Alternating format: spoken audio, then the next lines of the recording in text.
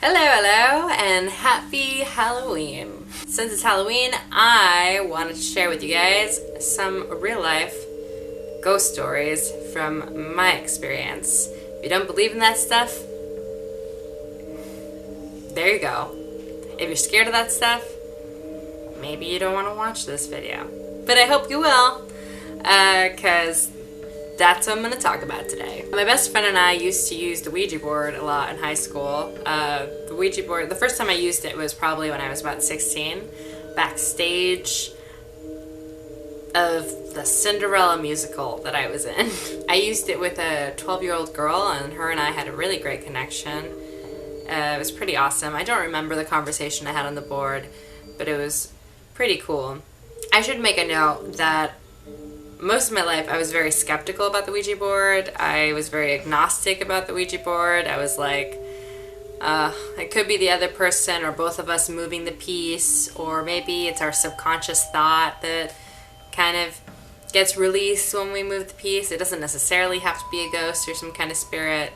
Just kept pretty agnostic about it. I'm going to come back to the Ouija board in a bit, but first I have to rewind. In my house, it is my belief that I have two ghosts, and I believe that they are a young man around like maybe 30s and an elderly woman. When I first moved in this house, I believe I was around like 9 years old, and I could feel an energy that made me kind of uncomfortable, and it was in the bathroom, specifically around the bathtub area. So when I was little, I told my mom, I'm like, this is the way I could describe it to her. I told her, Mom, it feels really dark in that bathroom. And I didn't feel comfortable in it. I always wanted to use her shower instead. I did not want to take a bath in that bathroom. And finally, at some point, she had enough. She's like, you can't use my bathroom anymore. You have to use yours. But I was really nervous. I was really uncomfortable. She said, if you think that it's dark, we'll change the light bulb. Now, what my mom was negligent to inform me was that we do actually have a history of clairvoyancy and psychic ability on her side of the family. But because she's very religious, she finds all that to be kind of witchcraft-like. So she kind of rejects that side of herself and chooses to ignore that side of herself. She eventually did change the light bulbs in that bathroom, but it had no effect. I told her, Mom, you changed the light bulbs, but it still feels dark in there. And then I started to tell her about my theories about that there was a spirit in there.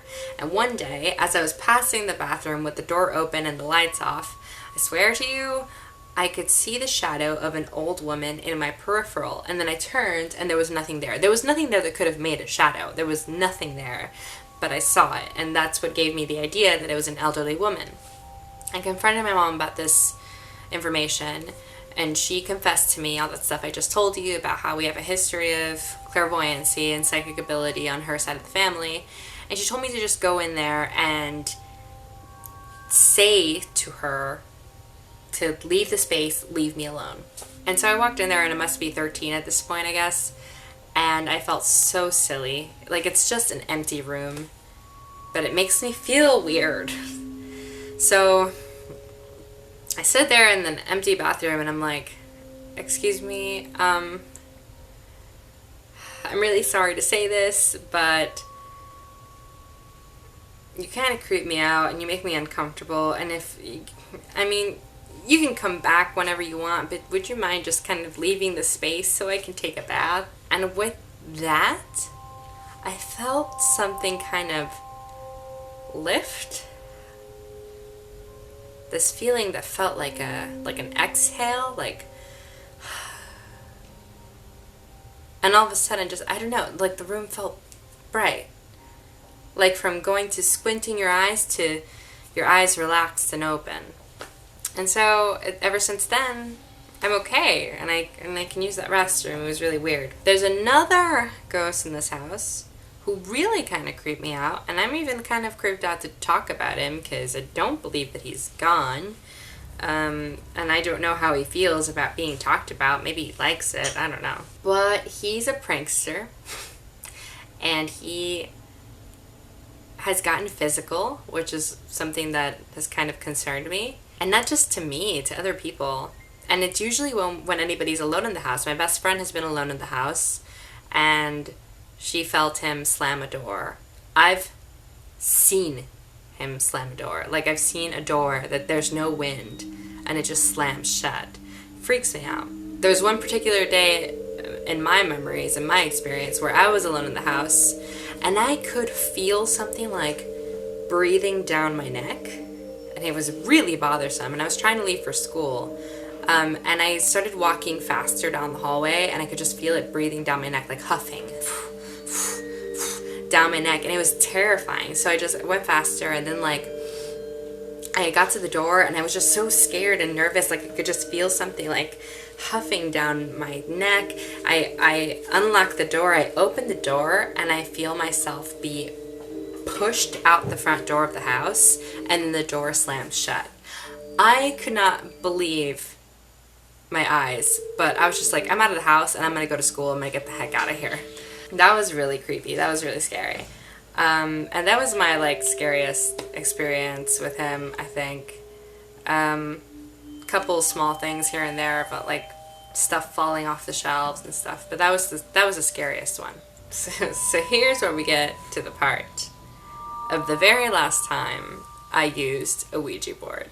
So I was using it with my stepsister and my stepbrother in my stepbrother's room, and I was on the board, and I believe I was speaking to the young gentleman in question that I was just talking about. And for some reason, we started talking to him about my stepbrother and asked him how he felt about my stepbrother, and he said that he didn't really like him, and that when he wasn't looking or something, or he wasn't expecting it, that he was going to scare him.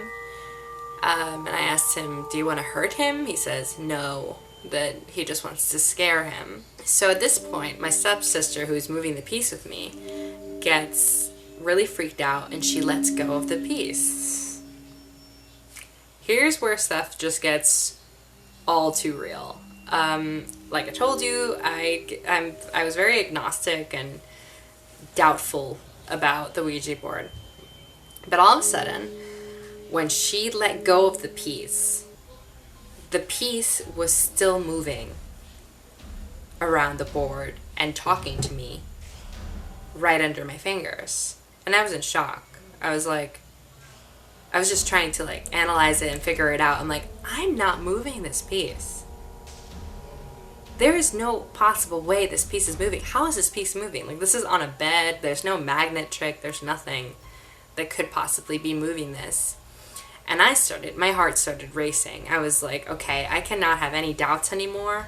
Something that I cannot see is moving this piece. Oh my God, I'm getting hives. I get so nervous telling the story. So the piece is still moving. I start freaking out. My heart's racing. I'm getting so scared. I'm shaking.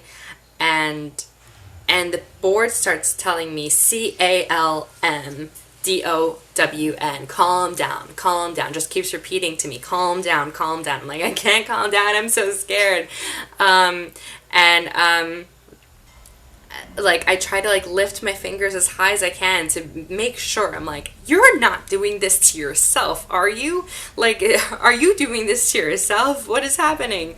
I lifted my fingers as high as I could from the piece, and when I did that, the piece started spinning around underneath my fingers, and I was shaking, so scared.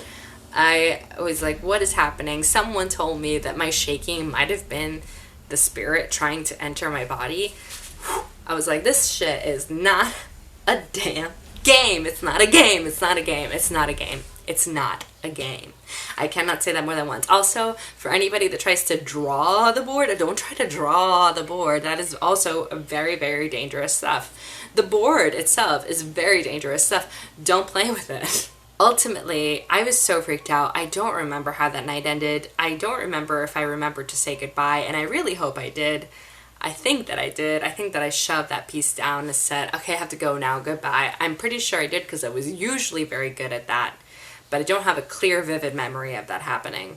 And after that, I was just done. I was like, I don't really want to do that ever again, because I think that's very dangerous, and I am dealing with something I definitely don't know enough about to do that.